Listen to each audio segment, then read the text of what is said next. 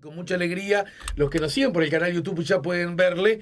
Estamos recibiendo al doctor en antropología social, al docente, al investigador, al artista plástico además, y al asiduo colaborador. Tenemos esa alegría, ese orgullo, ese honor de La Mañana en Camino, Nicolás Guigú, aquí en el 98.7 para todo el planeta a través de nuestro canal YouTube. ¿Cómo andas, Nico? ¿Todo bien? Arrimate un poquito más al micro. Tanto tiempo. ¿Cómo andan todos, amigos? Bien. Bueno. Una alegría volver a estudios, post pandemia, toda esa situación tan, es verdad. tan diferente, ¿no? Por es suerte. verdad. Bueno, te agradezco mucho que en un viernes de carnaval nos ayudes a poner La Mañana en Camino. A mí me parece que, te confieso a vos, y quiero ser éticamente, desde la exigencia ética, quiero ser bien claro contigo, y fundamentalmente con los televidentes y con los oyentes, porque a propósito del asesinato de Fernando Báez, este muchacho argentino, sí. que a la salida de un baile fue golpeado por una patota, ¿no? Sí. Una barra de patoteros, los rabiers se le llaman, ¿no? Porque todos forman parte, en fin. Y esto ya ha ocurrido hace un tiempo, y en todo caso lo otro que ya sabemos, que el juicio fue oral y público, con todo lo que ello implica, y mucho más en Argentina, también digámoslo claramente. Y entonces, por un lado, quiero ser claro con el público y muy claro contigo. Las condenas que recibieron estos individuos incluye que 5 de los acusados fueran precisamente recibieran la pena de la cadena perpetua, ¿no? Sí. Y yo en ese contexto, y por supuesto, siempre le digo a todos mis amigos y en particular a los jóvenes, del 85 para acá en Uruguay, aún respetando otras posiciones, ¿no? Sí. Yo lo que he hecho siempre y que no ha cambiado en mi vida con relación a los ámbitos políticos es estar en contra de la impunidad. Por eso en su momento yo estuve en contra de la ley, y sigo estando en contra de la ley de la caducidad. Sí, claramente. Y yo voté verde, o sea, y considero que esa herramienta aparentemente solucionadora y pacificadora, yo tengo la idea que no... aún con la buena intención de que muchos tenían, había otros que querían para ser impunes y salvarse de los crímenes que cometieron, ¿no? Pero hay gente que honestamente, claro, buscaban ese camino. Yo creo que fue un error, fue una equivocación. Así que a mí lo de la impunidad... que seguimos pagando las consecuencias con una impunidad que aparte tiene es tan monstruoso y patológico el caso uruguayo, con todas las derivas en el campo académico. Sí. Bueno, en fin, que realmente yo creo que necesitaríamos inclusive investigadores externos o que no estuvieran tan involucrados para en fin, tratar de hacer una indagación de los efectos de la impunidad en Uruguay y todas, digamos, las derivas, inclusive académicas y de otros orden, que en muchos casos no han sido buenas, y que trataron de alguna forma de romper las lógicas de la ley, pero al mismo tiempo ajustarse a ciertos secretos y además esa ley bueno, en fin, algo muy cuestionable. El propio jurista Lust, que acaba de abandonar Cabildo Abierto, ¿no? Pero naturalmente sigue en la coalición de gobierno, él ha dicho, lo cito para alejar cualquier pretensión de que es una mirada de izquierda o algo de eso, que es la peor ley que se haya hecho en Uruguay. Sí, probablemente, entre otras cosas, porque, mirá, si hay algo que aprendimos...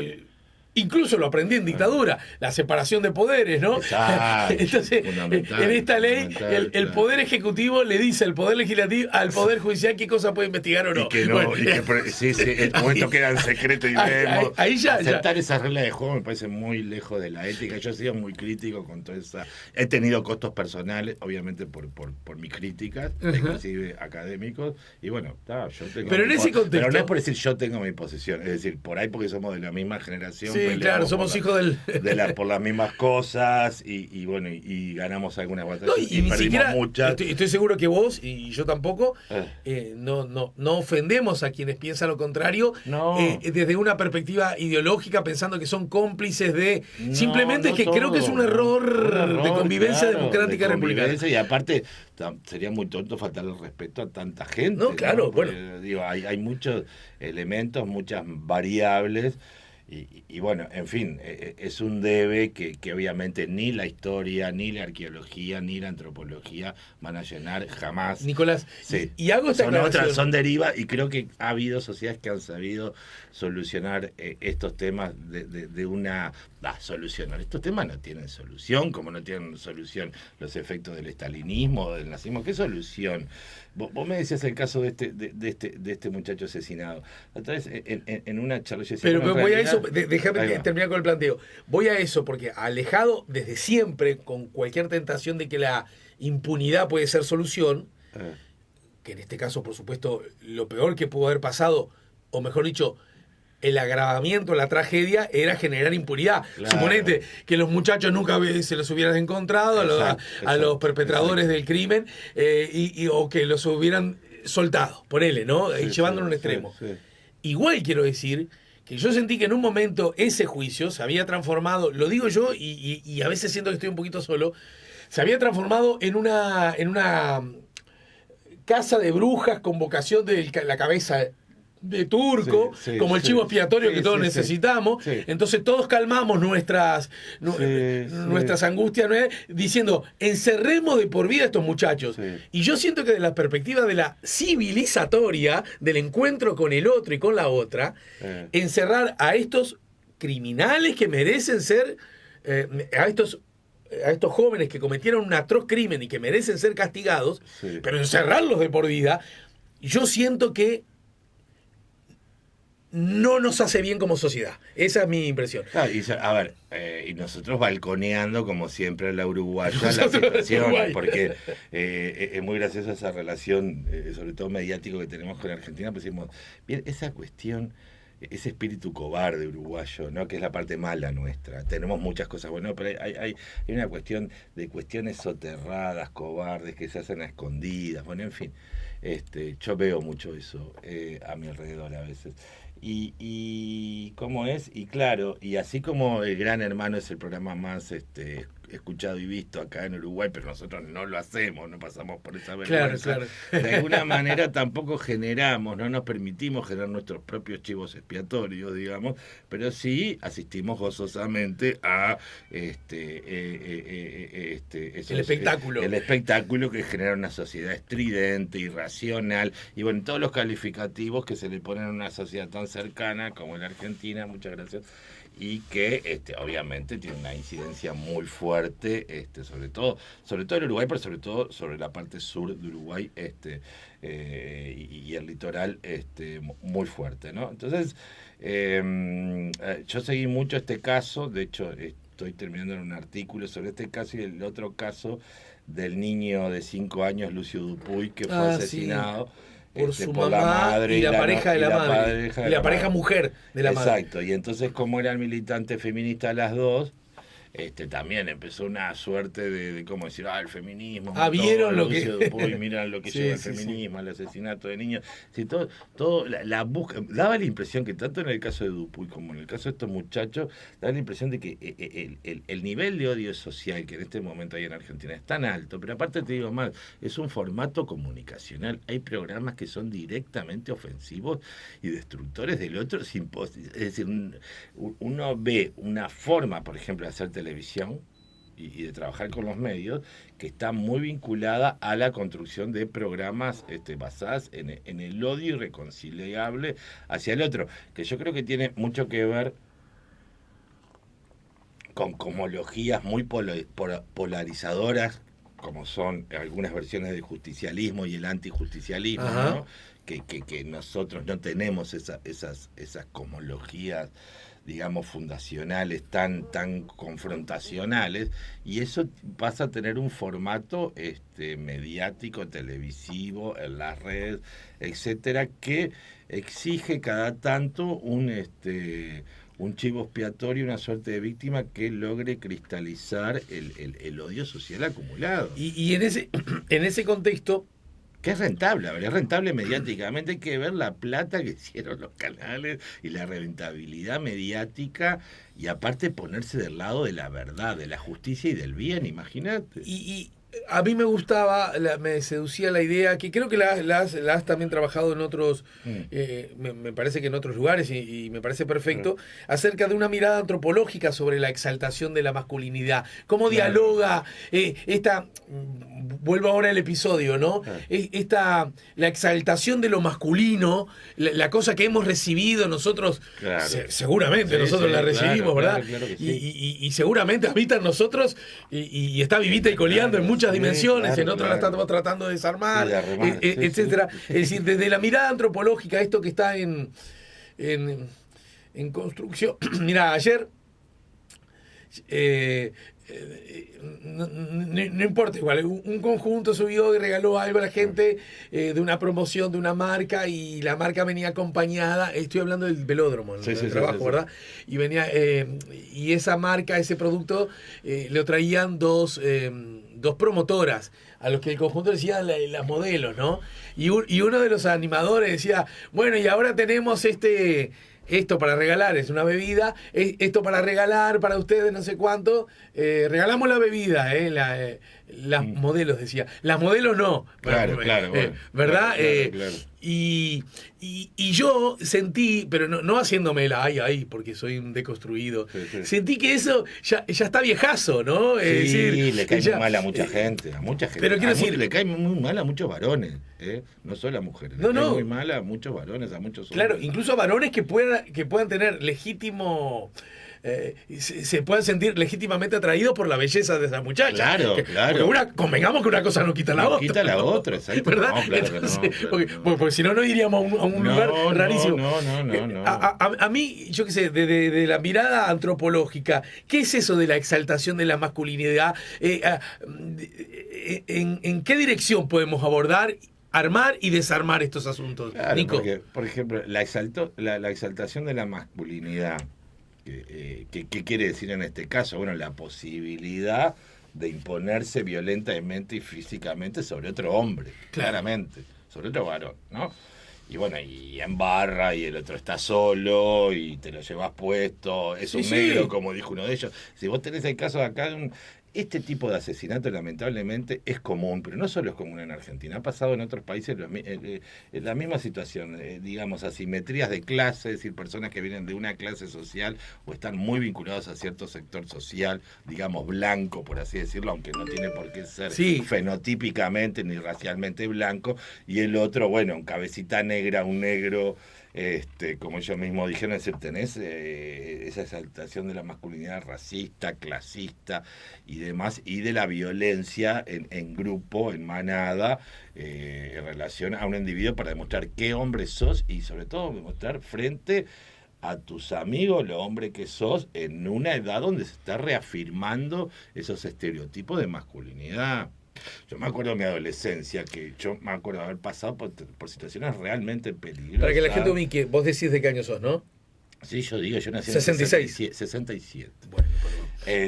Yo soy más chico que vos. Siento que cada vez sos más chico. Yo soy del 65 y yo pensé que eras del 65, pero que habías nacido después. Después resulta que yo pensé que era el 66. Diego, anotá esto, porque me parece que la próxima nace en el 68. No. ¿Qué te iba a decir? Yo pensaba en mi propia adolescencia, muchas veces las situaciones de riesgo en las que me coloqué por lo mismo, de riesgo de vida inclusive. Y por suerte nunca me pasó nada. Me podrían haber pasado cosas graves a mí y a un montón de gente de mi edad o más chica que yo, que por ahí en esas construcciones de barras de adolescente uno hace cualquier cosa. No a veces para afectar al otro, sino para someterse. Bueno, vamos a bañarnos a tal lugar que está súper prohibido porque es peligrosísimo. Claro. Bueno, pero de hecho, que a la semana pasada se agarraron 3, no importa, vamos nosotros. Sí, se agarran ellos, pero yo no. Nosotros no, soy macho y aguanto. Y viste, hacíamos cosas así, muchas, que realmente yo tenía una barra bastante interesante, gente interesante, pero y después, claro, vieron los devenires de la vida y la gente se para las locuras que hacíamos, a qué nos sometíamos, a lo que se... Pero ¿de dónde viene eso? Porque en realidad yo creo que tiene que ver con esa pero el rito de, incluso lo hemos hablado con el psicólogo Álvaro Alcuri alguna vez, el rito de, digamos, de pasar, porque esto es previo incluso al concepto de adolescencia, del niño al hombre, que tenía que pasar... Me acuerdo que todos hemos visto películas, además vos como antropólogo debes manejar información justamente etnográfica, más precisa, de las civilizaciones que mandan una semana entera solo muchacho para que vuelva ya transformado en varón, bueno, o que tenga que cazar una pieza, un animal. O que lo someten a sesiones de tortura crueles. Pero en parte, ¿has visto? Yo no me acuerdo, somos amigos hace tiempo, pero creo que inmensamente futbolero no sos, ¿no? No soy inmensamente. Pero he escrito sobre este tema usando un texto de Kafka, que justamente le escribo la ley, ¿cómo se llama? Me estoy olvidando de todo. Bueno, en fin, le escribo porque sos el 67. Le escribe digamos, la pena es escrita en la piel del prisionero con una máquina hasta que lo va matando y lo va horadando, ¿no? Mirá. Entonces, claro, Pero en el fútbol, vos sabés que hay un rito que cuando llega uno nuevo a un plantel, pasa por un túnel. Sí. Y ese o un cumpleaños también pasan. Sí. Y en ese segundito le dan piñazo, le dan patadas. Sí. Pero digo, de algún lado viene eso, ¿no? Claro, te recibís de algo, formás parte de los nuestros si te cascamos, ¿no? Ahí va. O pasa cuando alguien egresa de alguna carrera que le tiran huevos, tinta, yo qué sé, o las despedidas de soltero. Bueno, me acuerdo de la canción de Leo María, despedida de soltero, que termina en un desastre, ¿no? Por casos que ha habido de despedida de soltera con tragedias trágicos, claro. Es decir, sí, y te digo más, por ejemplo, yo trabajé mucho sobre los indios mandan, pero hay muchos casos. Pero ¿qué pasa? Los ritos de pasaje, que a veces son muy crueles, tanto para niñas como varones, con crueldad física, importante en muchos casos, también lo que te evitan es que de alguna manera esas culturas no tienen o carecen de lo que nosotros entendemos como adolescencia. Después que pasaste ese rito, serás una mujer joven, un varón joven, pero ya, digamos, entras en el mundo de la adultez, claramente. Claro, después hay en algunas culturas se diferencian por grupos etarios y demás. Podés ser, y tenés otras características, que por ahí los hombres o mujeres más veteranos, más viejos, mayores, pero no está este periodo de reafirmación permanente tan exigente, y que está vinculado a todos los estereotipos de pero de medio siglo, sí.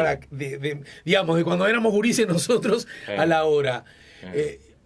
¿Sigue vigente todo eso? Porque yo en algún momento tenía la idea de que se había alivianado todo eso un poco, ¿no? En muchas partes sí. También hay muchas construcciones de masculinidad en el mundo contemporáneo. Pero también, a ver, esto que pasó, este tipo de construcción de masculinidad de estos muchachos, ¿es la hegemónica en el sector social al que ellos pertenecen? No. Bueno, ya no es más, ¿entendés? Ya no, claramente no es más. Es decir, va a ser parte, no creo que vaya a desaparecer, pero va a ser parte de otras masculinidades que se están construyendo en esa clase social, que son muy diferentes a las que se construyen en clases populares, en clases medias, en fin, también hay diferencias nacionales, regionales, ¿Y qué impresión vos como antropólogo tenés? ¿Que eso ha sido siempre así, digamos, la masculinidad dependía de a qué franja, capa o clase social pertenecías? Es muy importante porque son cuerpos diferentes, son maneras de situarse diferentes y las clases sociales tienen un peso muy importante en construcciones de masculinidades diferentes, claramente, claro. Pero eso es clarísimo, inclusive porque las construcciones de masculinidad, por ejemplo, en sectores que son subordinados económicamente, tienen que asumir esa subordinación.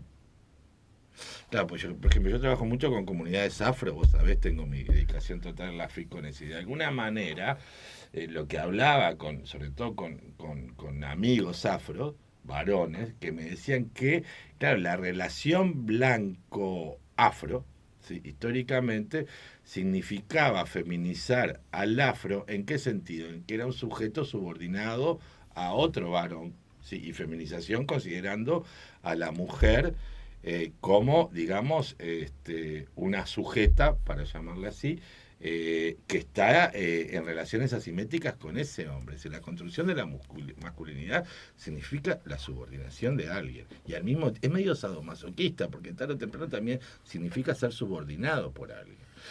Por eso, digamos, todas las organizaciones filosóficas jerárquicas, el ejército y demás, lo que Freud llamaba unidades homosexuales, que las llamaba así porque eran todos hombres, obviamente, y que obviamente hay pulsiones homosexuales, claramente, que están más allá de la sexualidad. Bueno, ahora en los ejércitos del planeta ha cambiado bastante. Sí, ¿no? Bueno, en los ejércitos, en la policía, porque claro, hay una heterogeneidad, se admiten mujeres. En el clero menos, ¿no? Sí, en el clero menos. Bueno, hay muchas orientaciones sexuales, etcétera, pero ¿qué pasa? La estructura más o menos es la misma. Entonces también hay que preocuparse. Sobre todo, a veces uno piensa la dimensión patriarcal. La dimensión patriarcal puede ser llevada en este momento adelante por hombres, pero también por mujeres. O por identidades que no por ahí te dicen, no, yo no me identifico con esto y lo otro, pero puede haber, porque ¿qué es la patriarcalidad? Es la subordinación y es la jerarquía, sobre todo, son relaciones de poder, son relaciones de dominación. Es como pensaba Malcolm X, no, nunca va a haber, él pensaba que directamente no había posibilidad de que se generara una élite afro, por ejemplo. Después empezó a cambiar un poco el pensamiento, ¿no? Y claramente vos en Estados Unidos tenés una élite. No será muy grande, obviamente que es una sociedad racializada, bueno, en fin, etcétera, etcétera, pero eso no quiere decir que haya dejado de ser una sociedad patriarcal, una sociedad racista. ¿Sí? Entonces, digamos, hay veces que, digamos, cuando en la antropología decimos no hay que ser esencialista, yo no puedo decir, el hombre tiene determinados atributos y eso hace el hombre y varón, ¿te referís? Varón, sí.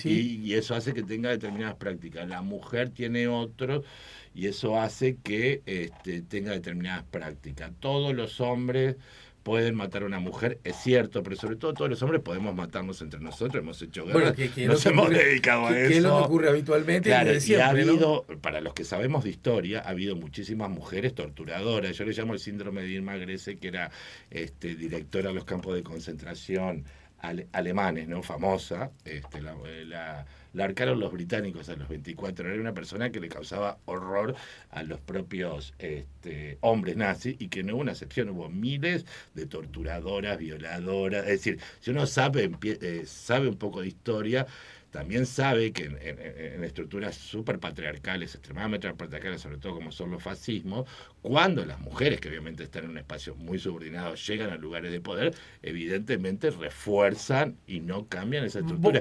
Digo, para salir de esa visión esencialista. Esto puede ser, claro, para algunos relatos un poco polémico. Vos lo que estás diciendo es que el patriarcado, primero, por lo que percibo, el patriarcado luce como algo que no es justo, por decirlo así. No es justo. Ya sé que es muy obvio, pero déjamelo, ¿no? Y que por lo tanto, digamos, combatir formas de patriarcado, desestructurarlo, formaría parte del proceso civilizatorio para mejorar como humanidad. Claro, bien, claro, estamos en eso, coincido. Claro. Lo que estás diciendo es que de alguna manera, ojo con creer que la lógica patriarcal solo puede ser ejercida por varones. Sí, claro que sí.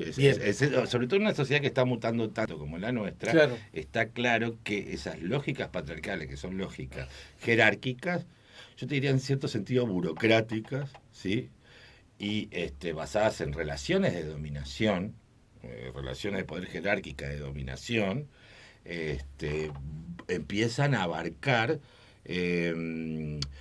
muchas subjetividades, muchas identidades y demás, que no es tan fácil. Ojalá fuera tan fácil decir, bueno, esto corresponde a la naturaleza masculina, que no existe, y entonces, cambiando eso, no, lamentablemente no es así. Pero ese otro dato que acabas de dar... Es como pasó, a ver, fíjate lo que dieron las revoluciones socialistas, que igualdad, libertad, la fraternidad, vamos a ser todos hermanos. Bueno, mirá el fenómeno del estalinismo, del maoísmo, de sistemas súper autoritarios, jerárquicos, que no, con matanzas en masa. Entonces, lo que hace Ortega en Nicaragua, bueno, ¿no? Pero, por ejemplo, teóricamente el socialismo no iba a ser imperialista, teóricamente no era posible, pero lo fue en muchos casos, generó situaciones tremendas, y vos decís, no, esto es propio del capitalismo, y terminó siendo, el socialismo también terminó generando cuestiones tremendas. Entonces, ahora, yo no creo que, yo creo que si vamos a hablar del patriarcado, creo que el patriarcado es parte, obviamente, de las formas de configuración cultural, económicas y políticas del capitalismo, aunque viene antes, pero naturalmente, antes. Claro. Es como que yo te diga el Estado no es un invento capitalista, viene de antes. El Estado contemporáneo o el Estado moderno sí tiene que ver con la cristalización del capitalismo. Entonces también hay una cosa que yo aprendí de Gilles Deleuze, que al capitalismo no le importa nada. ¿Qué quiere decir que no le importa nada? Que es antiesencialista. Eso quiere decir que mañana, como pasó lo inimaginable. Llegó un afro a la presidencia de Estados Unidos, Obama. ¿Qué pasó? Bueno, tuvimos realmente desde Estados Unidos invasiones para todo el mundo. ¿Por qué? Porque el Partido Demócrata, que es tan liberal, es el que tiene más contacto, mucho más contacto que Trump con el complejo industrial militar. Siempre que vas a demócratas vas a ver guerras, invasiones. Claramente, el lobby lo tiene ahí. Hillary Clinton es una de las que tiene ese lobby, que por otro lado dice, no, los derechos humanos, soy súper liberal. Sí, pero vos tenés el negocio con el complejo industrial militar. Cuando estás vos, ya sabemos que van a ir miles o cientos de soldados, y va a haber y bueno, y ahora también lo mismo con Biden. ¿Sí? Es decir, fíjate qué interesante, Trump no tiene ese lobby. Sí, entendido. No, o sea, lo tienen ellos, que tienen, no digo que Trump sea ahora, bueno. qué brutal, solo para complejizar, ¿no? Porque además creo que desde ese lugar estás instalado, ¿no? Sí, claro. Lugar que aprecio y felicito, pero qué brutal, porque en realidad Trump, y no es para minimizar lo que para mí significa que es una figura horrenda. No, terrible. Porque, claro, el río de las lógicas que están imperando es que si vos decís eso, que el lobby lo tiene más desarrollado el Partido Demócrata, y por lo tanto los liberales de izquierda en Estados Unidos, que Trump, alguien puede entender que lo que estás haciendo es defendiendo a Trump. Y no. ¿Sabes lo que pasa, Alejandro? Pero déjame terminar con este concepto. Sin embargo, Trump es como mucho más representante de lo que podríamos llamar la lógica patriarcal, ¿no? Sí, el macho que paga mujeres, que destrata, que manosea las modelos. Claro, esa cosa, para decirlo claro. De la comunidad LGTB. Pero esa es desagradable, ¿no? Sí, aparte lo hace, y hay como una reivindicación, ¿no? Eso de, ¿verdad? Y, además, Trump, que seguramente algún mérito debe tener, no me pongo en esa, pero ese todavía nene caprichoso de papá que hizo la fortuna papá, y yo entonces voy y hago el muro y se lo cobra a los mexicanos, se lo quiero cobrar, después no claro, se lo puede cobrar. les hago amenazo a hacer un muro y aparte soy tal macho como Putin, entonces conmigo, como somos dos machos, no hubiera pasado lo mismo que pasa con este señor raro de Biden. De hecho, si vos mirás el discurso de Trump, claro, este discurso de Trump te dice, no, estos sujetos, está el estado profundo, hay redes de pedofilia, esta gente está metida en cualquier cosa, yo no soy parte de esas élites, Putin tampoco, nos llevamos bien, por eso puede estar con Putin, con el presidente de Corea del Norte. Estos liberales son unos degenerados. Básicamente, ese es el discurso de él y del grupo de él. Y yo te diría que ya no es un discurso solamente de Trump, es un discurso de las derechas y extremas derechas europeas también, ¿no? Ajá. Que es muy interesante porque ahí hay que ver qué se está jugando a niveles de discursos, de prácticas, que están avalando las izquierdas norteamericanas y europeas. Bueno, en fin, todas esas discusiones, hablando de masculinidad, ahora también ganó la extrema derecha en Italia, los documentos solo pueden ser hombre o mujer, es decir, otro tipo de, digamos, de construcción. Cero bola a cualquier forma de lenguaje inclusivo. Eso sí, no, pero aparte de identificación, hay gente que no se identifica, claro, entonces eso está prohibido. Bueno, gobernado por una mujer, ¿no? Gobernada por una mujer. Bueno, ahí tenés las paradojas. Por otro lado tenés España, que parece la manera de discutir que tienen, uno entiende, yo estoy siguiendo bastante las discusiones del Parlamento, uno entiende después de seguir la manera que tienen de discutir en España, uno entiende la crueldad de la guerra civil, entiende el franquismo, porque realmente da la impresión de que tienen muy poca capacidad de negociación entre las diferentes... Bueno, tienen poca trayectoria republicana democrática también. Y sí, ¿no? porque después pasan... Republicana ninguna, no, casi. Poquita, pero pobre, quiero decir, sí. democrática, ¿no? Porque... Pero el posicionamiento, la manera de discutir, que por otra parte me parece interesante porque muestra un nivel parlamentario que obviamente por estos lares ya no existió, pero ya no existe más, pero al mismo tiempo una manera de construir una sociedad polarizada, claro. Y bueno, y una cantidad de discusiones que se están dando, que también son muy ricas y muy interesantes, y que también van colocando en que digamos, hay acentos que a veces van menos a lo económico, pero sí a la regulación de sexualidades. Ahora están con todo el tema de la zoofilia, como los canadienses, es decir, cómo regular. Empiezan a aparecer una cantidad de temas que vos decís, bueno, vamos a discutir esto un poco más. A ver, vamos a discutir esto un poco, vamos a discutir un poco más. Hay cuestiones que creo que, a ver, se están resolviendo de manera... Para los que venimos de una formación marxista seria, entre otras, yo vengo de esa formación, entre otras, sí. Pero que fue importante para mí, también uno a veces se da cuenta que ciertas corrientes que se pretenden emancipatorias empiezan a generar una serie, un conjunto de reivindicaciones y de consignas que terminan siendo vacías, ¿sí? Y hay que tener mucho cuidado con eso, con cualquier pensamiento emancipatorio. Yo creo que hay momentos que uno tiene que reflexionar realmente hacia dónde quiere ir y cuáles son los efectos de la legislación o las regulaciones o lo que se pretende hacer adelante. Y creo que estamos en ese proceso tanto, porque no es que solo la masculinidad se desconstruye, ¿sí? Y la feminidad clásica y otras identidades están también de alguna forma desconstruyendo las sociedades. Uh-huh. ¿Sí? Ahora, el término de construcción, que para mí es un término muy caro, ¿sí? Está vinculada al pensamiento de Derrida, ¿sí? Que justamente, digamos, fue el inventor, por así decirlo. No creo que le hubiese gustado ese término, pero en fin, que es un pensamiento con el cual yo me siento, por diferentes motivos, bastante cerca. Y cuando lo leo me siento muy cerca. Hace tiempo ahora que no lo leo porque, bueno, estoy leyendo otras cosas. Y yo creo que la deconstrucción lo que no trata de hacer es ser fundacional. ¿Se entiende lo que estoy diciendo? Es decir, la deconstrucción es en todo caso un trabajo. Por ejemplo, nosotros somos sujetos productos de la metafísica occidental y tenemos una cantidad de ideas nebulosas, equivocadas, ideas que nos han llevado a grandes desastres como civilización, como procesos civilizatorios, que un poco la deconstrucción trata de colocarse ahí, de ese cuestionamiento a la metafísica, por ejemplo, la idea de identidad, ¿no? Entonces, claro, yo lo he escrito, lo digo, otros colegas, a partir de que escuchan este programa, lo escriben también, viva la generosidad, aunque no nos citen. ¿Puedo decir que te siguen sin citarte? No, pero me mato. ¿Y vos sos citador? Yo sí.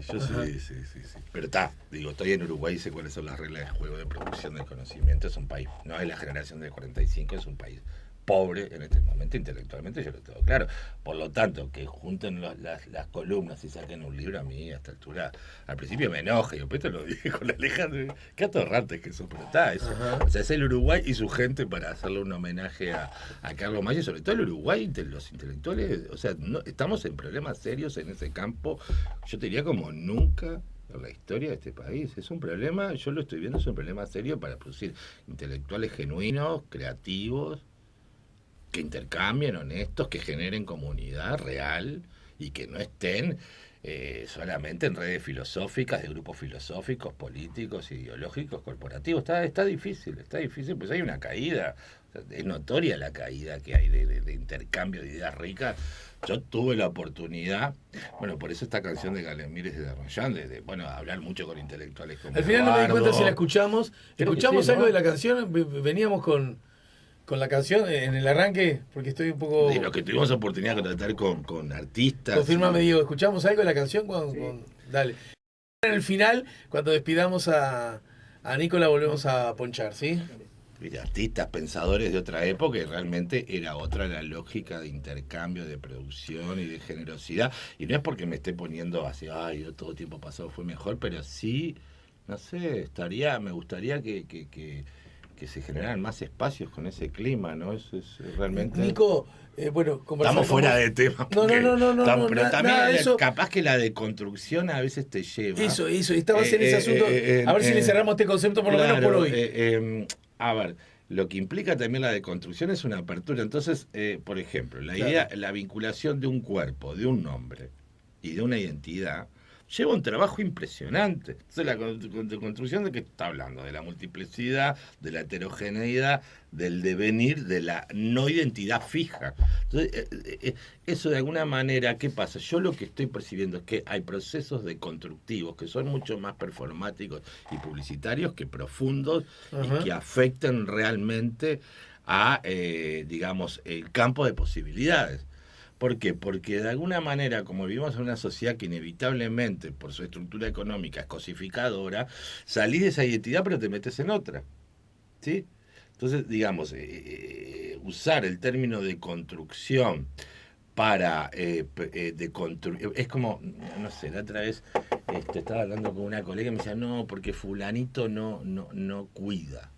Entonces, porque claro, dentro de las nuevas masculinidades, entonces no paterna ni materna, le digo, pero escúchame, todos los que leímos el Antiedipo, yo soy contrario a que vos me digas, me hables de la paternidad y la materna, vamos a maternar, no, o sea, el Antiedipo es eso, es volver como antes, o sea, es salir de la criticidad de los grandes momentos del pensamiento occidental que ya quería dejar de serlo. Y bueno, yo creo que es un momento muy complejo porque es muy rico. Hay mucha gente interesante en el mundo, pero ahí empiezan a haber como grandes olvidos, tráficos ideológicos, formas de corporativismo y usos de identidad interesada. Las identidades se usan, hay muchos estudios de esto, ¿no? O sea, se usan en qué sentido, se performatizan para obtener determinados beneficios en muchos casos. ¿Sí? Lo que puede ser una maldición en un país, en otro lugar puede ser una bendición. Ajá. Claramente, no sé, pienso, no sé, no quiero poner ejemplos, pero quiero decir, son situaciones que digamos, la deconstrucción supone una apertura a un campo de posibilidades que no podés reducir a una identidad. Yo no estoy presente. ¿Por qué quieres? Porque, a ver, Nicolás no está presente y Alejandro tampoco está presente. ¿Qué quiere decir? ¿Que son dos fantasmas? No, que no soy plenamente consciente de la realidad porque hay inconsciente. Entonces, cuando uno tiene que empezar a hablar de todo eso, yo me canso, ¿viste? O sea, no es que me canse, pero creo que estamos en un momento que tendríamos que aprovechar mucho más toda la acumulación de conocimiento occidental y sobre todo no occidental que tenemos en la sociedad para así pensar un proyecto civilizatorio, como me gusta esa palabra, uh-huh. Que vuelva a colocar la dignidad de nuestra especie en su lugar, que está tan alicaída, ¿no?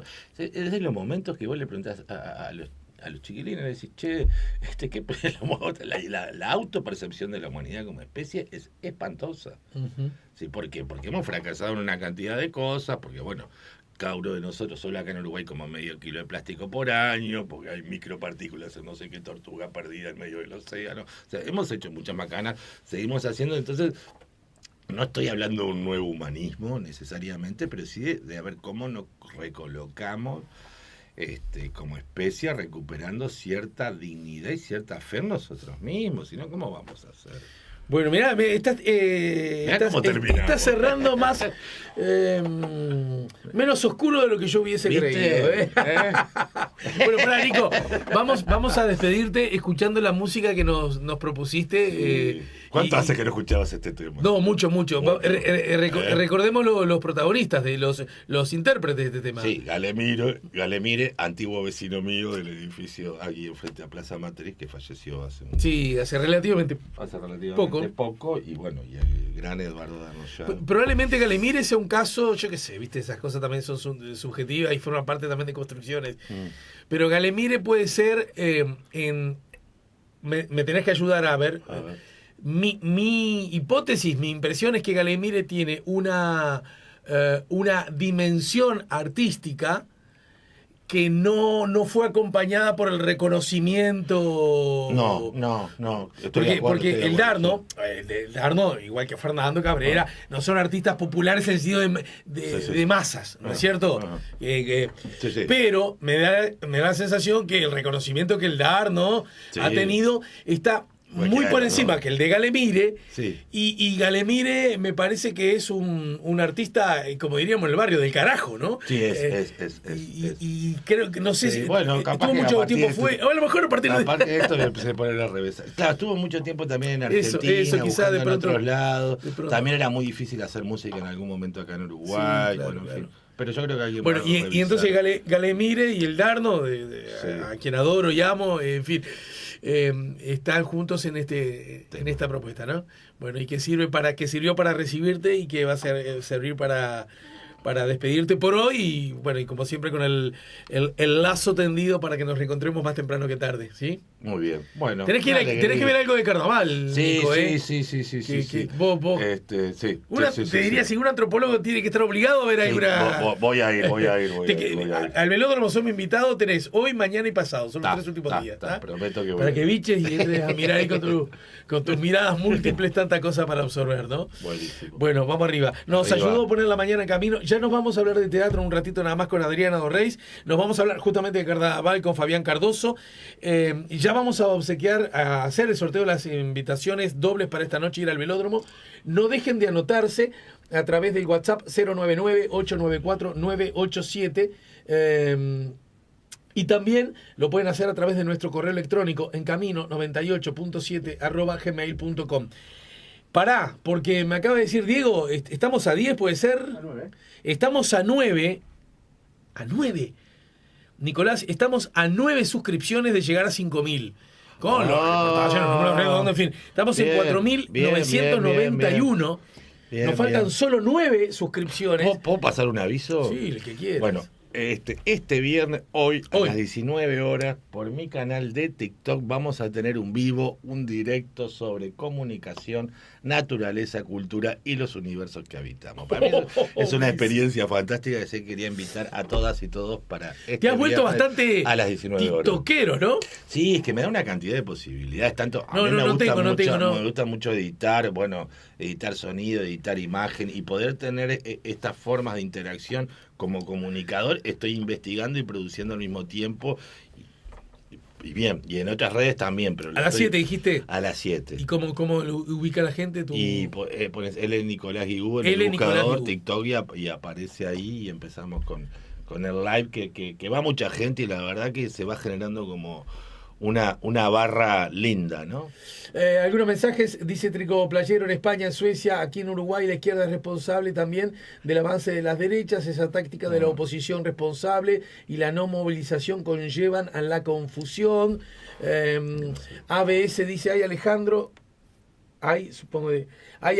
justificar los descuartizamientos del siglo XXI con los de Al Rojo Vivo de hace 50 años es aceptar que retrocedemos en lugar de avanzar con el metro. No, yo no dije eso, no, porque es más temprano. Lo que dije era que, porque alguien habló de los descuartizamientos, creo que la mano venía, ¿por qué van a hablar del caso de los argentinos? Que no hablamos del caso argentino, era usarlo eso como un disparador, y cuando acá descuartizaron. Entonces a mí se me ocurrió decir, yo qué sé, a mí se me ocurrió decir que en todo caso, esa violencia que llega a un límite post-mortem, ¿verdad? Es decir, quitarle la vida a alguien y después hacerlo pedacitos.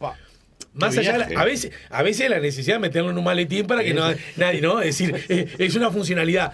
Pero muchas otras veces no. Y yo lo tiré, forma parte de la historia misma de la humanidad. Sí, es decir, ¿verdad? Le sacaba y allá iban con la cabeza mostrando. También yo creo que, a ver, hay algo terrible que tenemos que aceptar todos y todas, que a un nivel muy, muy, muy, muy inconsciente, esos monstruos habitan también. Eso, pero, y eso es terrible de aceptarlo. Pero no, ¿vamos a salir a descuartizar a alguien? No vamos a salir a descuartizar a nadie.